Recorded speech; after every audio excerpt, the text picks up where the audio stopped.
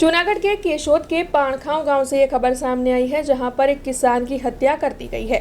दरअसल दो पड़ोसियों के बीच में खेतीबाड़ी के किसी मुद्दे को लेकर झगड़ा खड़ा हुआ था। तब ये झगड़ा धीरे धीरे बढ़ गया और झगड़े ने गंभीर स्वरूप इख्तियार कर लिया। इस झगड़े में 5 लोग बुरी तरीके से घायल हुए, जबकि एक बुजुर्ग की मौत हो गई। घायलों को 108 एम्बुलेंस के जरिए केशोद के सरकारी अस्पताल पहुंचाया गया और 2 गंभीर तौर पर घायल शख्स को जूनागढ़ भी रेफर किया गया है। जिनकी हत्या की गई है उनका नाम पिठराम राइमल बताया जा रहा है और उनकी आयु 65 साल की बताई जा रही है। तब पुलिस मौके पर पहुंची है। इस मामले में शिकायत दर्ज हो चुकी है और इस पूरे मामले को लेकर केशोद के डीवाईएसपी बीसी ठक्कर ने ज्यादा जानकारी दी है। आज रोज केशोद पोलीस स्टेशनના પાણખાડ ગામની સીમમાં એક સેડામાં ચાલવા બાબતની તકરારમાં